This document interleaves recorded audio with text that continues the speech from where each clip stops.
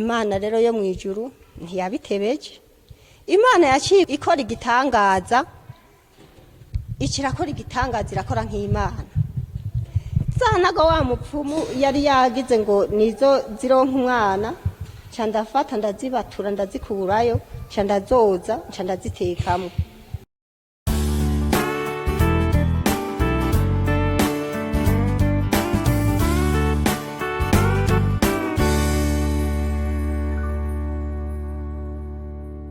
Jewe izina ryanje nitwa Ndabiruye Pelagiya. Jewe rero intahe iwanje umutwe wayo ravuga ngo kwizigira abapfumu nta kimazi. Kuko jewe naragendeye mu bapfumu keshi, maze kubaka jewe mu kubaho kwanje narabayeho, hanyuma haragera ahantu ngenda kubaka ndubaka. Maze kubaka rero ncampura n'ikigeragezo cyo kubura umwana, cyo kutaronka umwana. Ndaba ngaho ata mwana mfise, ata mwana dose. Rero mwiyo misi yose nabayeho nguma ngenda mu bapfumu. Rero mwabo bapfumu nta numwe yashoboye kumpagakiza ngo ampa umwana. Hari naho nashobora kugenda ngiye nk'ikumupfumu, uwo mupfumu ndamwibuka ndamugiye ko tujanye na muramukazanje twari kumwe. Dushitse yacabona yuko turabakobwa turi inkumi tugiye kurondera kuraguriza umugabo. Hamara dushitse yacatangura kuvuga ati wewe ga wamwige, wewe ndabona nta mugabo uzobura. Ati nta mugabo uzobura. Ati mugabo rero aba bagiye kutangura ubwa mbere urobanza ubareke, uzoce wemera bo mu nyuma. Ngo ndabona bariko baragera bageranura. Urumva aho mvuga nti kwizigira abapfumu nta kimazi, kandi umuntu yizigiye abapfumu umenga ameze nk'umuntu atabona, umenga ku maso hariho uruhuni. Rero uwo mupfumu acambarira ati wewe umugabo ntugiye kumubura, hari haba abariko baragera bageranura bagomba kuza. Mugabo uzobanza ureke wemere ababaroza ubwa nyuma. Ndamubwira nti jewe ugo sigo rungenza. Amaze kumva rero ko mvuze ati ugo sigo rungenza, cibaza ati kumbure ngira ngo umuntu yoba ari umugeni. Aca tangura kumbarira rero ati ndangira haharaye ubukurokesha nda. Kandi abantu bagendera mu bapfumu akubarira wewe nyene intango ayikura kuri wewe. Muvyaza kukubarira abanza kugusopa wewe kugira ngo hagire ijambo uvuga, acadugira kwiryo nyene. Hanyuma rero arambaza ati none wewe nta hantu womenya habaye ubukorokesha nda canke ubugisha nda. Ntijewe ivyo ntavyo nomenya, kubera n'uyigishije canke ayikorokesheje ntavyaza kumbarira. Aca arabura rero icari buhereko, arabura icari bufatireko. Chanda hava ndataha. Ntaje ntivyahereye ngaho, jewe naronka amafaranga kumbure umutima uri mu mutwe, kuko nibaza yuko ngiye kururi ya mupfumu wewe kanaka kumbure hari covamo, ariko nta cyashobora kuvamo. Kandi ivyo byose nabikora nari mwidini kanaka, naragenda kumbure mvuye kuraguza, nkaca ngenda kukorera Imana. Navuga nti sinakorera Imana, nakorera shetani. Kubera kuko nava ku mupfumu nkaca ngenda kuririmba ngo ngiye kuririmbira Imana. Rero ndibuka uwundi mupfumu umwe nagiye ko, uwo mupfumu ndamugiye ko arambarira ati wewe ga wa muko, wewe nta wundi yakuroze, wewe warozwe na nyoko bukwe. Mabukwe nawe mukunkunda sinovuga ukuntu yankunda.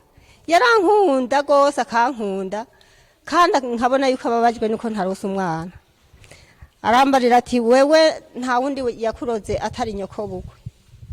Jewe ndamubwira nti jewe mabukwe nta wandoze. Ngo mugabo wa mukobwa uraharira. Ngo nyoko bukwe niwe yakuroze. Ngo nakuroge ngo yakurogesheje ikivuruvu, ngo akibohera mu cari cy'umununi, ngo aca atwara ngo agutwara n'impuzu, ngo aca bibohera ku mwaro w'igitanda. Jewe nkabona urukundo mabukwa nkunda, nkamubwira nti jewe nukuri nta mabukwe yandoze kuko mabukwe ndabona yuko atongirira ibintu nk'ivyo mugabo we akakomeza kubi ati nuwo nyene ati ndaza gutuma abakozi urabe ndaza gutuma abakozi urabe ko bataza kubizana ntibitevye rero hajya rero agira ngo agiye ngo agomba atuma abakozi acazimye umucanwa akavuga ngo abakozi baraje akacazimye umucanwa kumbe hari naho haba hari ahantu yavyegeranije agomba kubishiraho utabona wa mucanwa wazimye ngo abishireho utabona hanyuma rero aravuga ngo abakozi baraje ngo zimye umucanwa wa mucanwa arazimya hanyuma rero arasubira arawatsa awakije aravuga ngo wa muko ngo wavuze ngo nyoko buko siwe yakuroze ngo bimwe nakubarira none singibi ngo herabo ngo kisi cari cy'umununi ngo kandi ngiki na cakivura uvukirimo ngo yabiboheye ku mwaro w'uburiri jewe mugabo ntivyanyubatse ndaguma ndamubwira nti jewe mabukwe n'ukuri nta wandoze ngo mugabo wa mukobwa ngo wewe ukunda guharira rero acahengera mu gitondo ngomba gutaha acarambarira ngo wa mukobwa ngo ntushike kukuza urusaku ngo nujya nakubwiye ngo nujya wundi murabanisha amarembo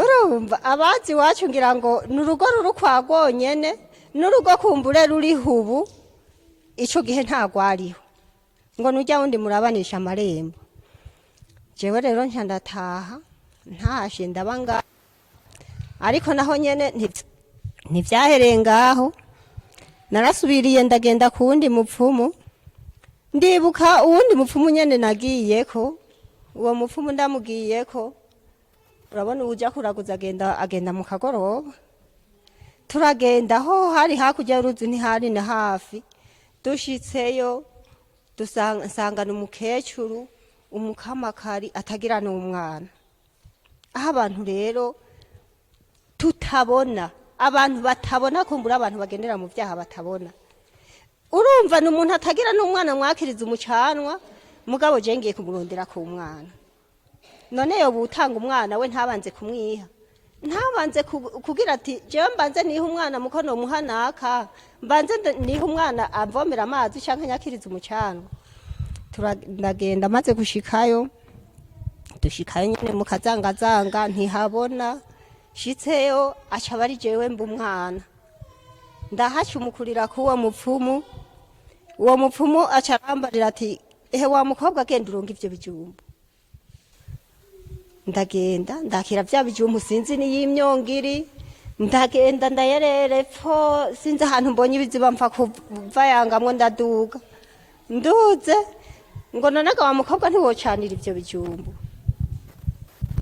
ibaze kwinjira mu nzu utari bwinjiremo uja kurondera yinaga ntuzi naho iziko riri jewe rendagorerwa kuwo mupfumu nkagenda mu nzu nkakabakaba nyene nkabakaba ahantu hatabona ndaronka yanaga ndashiramwo vya bijumbu ndacanira maze gucanira rero nacanira ibintu vy'ibihawahawa bitaka no gusha nta kintu nahakuye nta mwana nahakuye uruguma gusa natahanye uruguma nari nakiyesha nyene ngaha ku kuboko nta hantu go ruguma kandi nagiye kurondera umwana ndibuka uwundi mupfumu rero naciye ari we mupfumu wa nyuma naciye mperezako no mupfumu yari kure gose ahantu muhora mwumva imusongati uwo mupfumu rero barambarira atemwe uwo wewe emwe ni kaminuza arambarira ati wewe rero ndakubwira ikintu cyakubujije kuvyara wewe ufise urimwe umuganza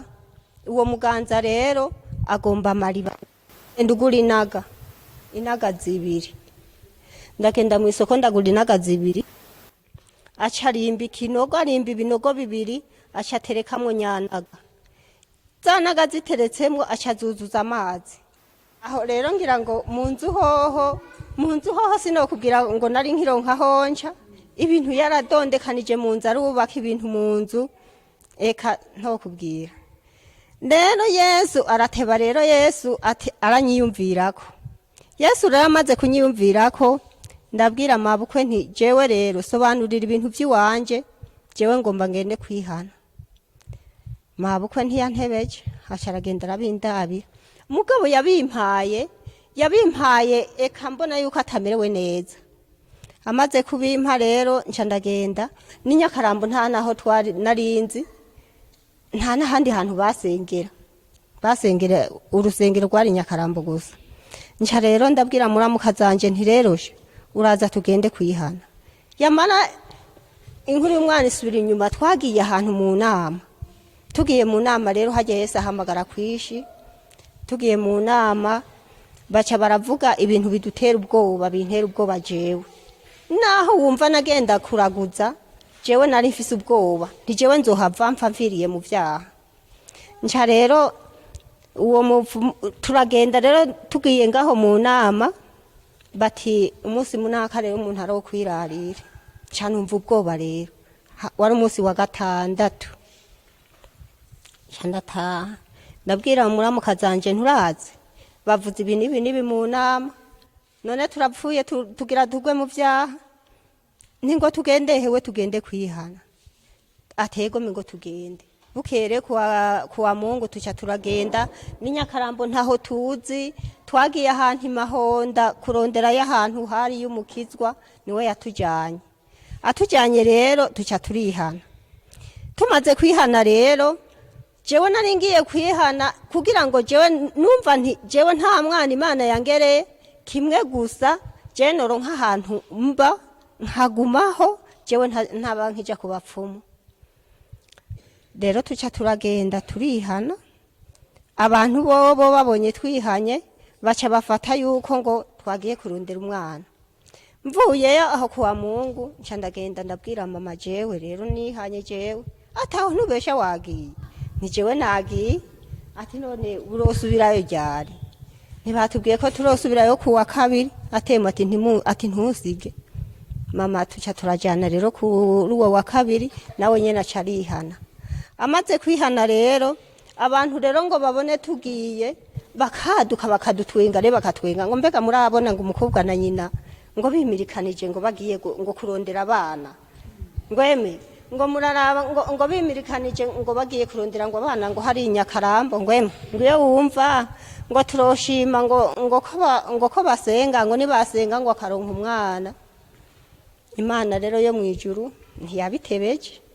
Imana yaciko ikora igitangaza, ikirakora igitangaza, irakora nk'Imana. Zanaga wa mupfumu yari yagize ngo nizo zironka umwana, nca ndafata ndazibatura ndazikurayo, nca ndazoza, nca ndazitekamo. Kumbure mabukwe wewe yamfatagira ngo nkuko na jewe ngomba kugwara mu mutwe. Yabifata nkuko nyene umenga ngira ngo sinkomeye. Nca rero turakomeza turagenda gusenga, turasenga, abantu badutwenga nyene badutwenga ngo twagiye kurondera abana.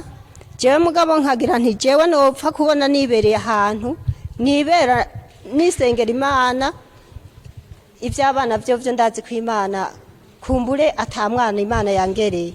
Tuca turaba ngaho rero, Imana rero ikirakora igitangaza, ikikora nk'Imana rero. Jewe naciye nshika nagiriye kwihana mfise inda. Umwaka wageze aho umwaka nagiriyeyo mfise inda. Rero igitangaza rero Imana yaciye ikora, nca ndibungenga na mama aca aribungenga.